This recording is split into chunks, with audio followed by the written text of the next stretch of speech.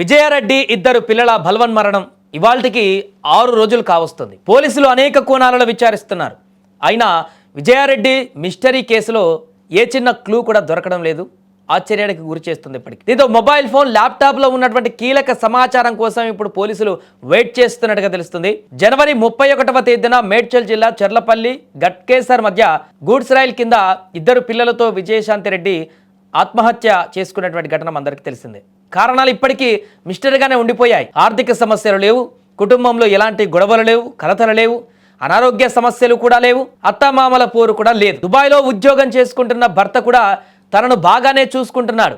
IT కంపెనీలో మంచి పొజిషన్లోనే ఉంది. పిల్లలు Chaitanya Reddy, Vishal Reddy intermediate top students, వాళ్ళు కూడా కాలేజీలో మంచిగా చదువుకుంటున్నారు, వాళ్ళతో ఇబ్బంది లేదు. మరి అన్ని మంచిగా ఉన్న విజయశాంతి రెడ్డి ఇద్దరు పిల్లలతో కలిసి ఎందుకు ఆత్మహత్య చేసుకుంది అనేది ఇప్పుడు మిస్టరీగానే మిగిలిపోయింది. అయితే ఈ కేసులో ఇప్పటికే పోలీసులు అనేక కోణంలో దర్యాప్తు చేస్తున్నారు.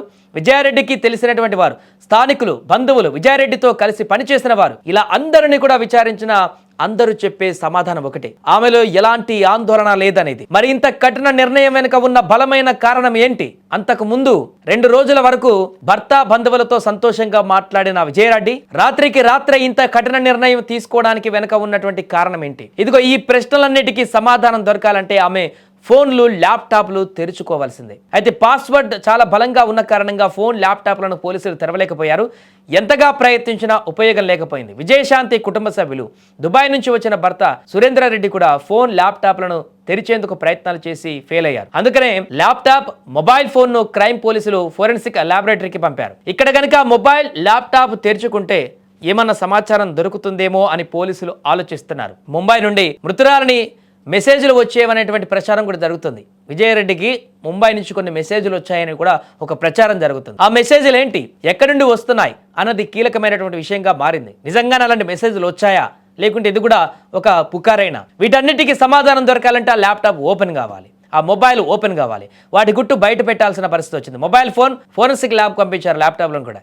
ఇక్కడైనా అవి ఓపెన్ అయితే బలవన్మరణానికి అసలు కారణం ఏంటనేది బయటపడుతుందో అనేది చూడాలి. ఏదేమైనా కూడా ఇంత దారుణమైనటువంటి నిర్ణయం తీసుకున్నటువంటి విజయారెడ్డి బలమైనటువంటి కారణం ఏంటి? ఆమెకి అంత హర్ట్ చేసినటువంటి కారణం ఏంటి?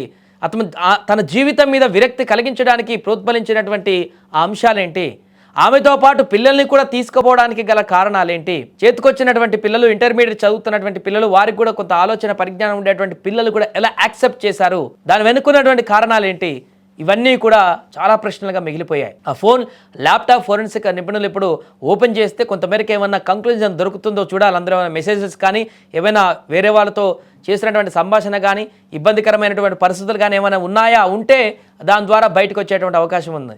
అందుకని దాన్ని ఇప్పుడు ఫోరెన్సిక్ ల్యాబ్కు పంపించారు. అక్కడ బయటికి వస్తే ఓపెన్ అయిన తర్వాత, లాక్స్ ఓపెన్ అయిన తర్వాత అందరూ సమాచారం చూస్తే తెలిసేటువంటి అవకాశం ఉంది. అక్కడ కూడా అంత క్లీన్గా ఉంటే ఇక ఈ కేసుకు సంబంధించి ఆ దేవుడికి తెలవాలన్నటువంటి పరిస్థితి ఏర్పడిపోతుంది. ఏదేమైనా విజయారెడ్డి ఇద్దరు పిల్లల ఘటన అయితే ఇప్పటికి 6 రోజులు అవుతుంది, ఇంకా స్టిల్ ఒక ప్రశ్నగానే మిగిలింది.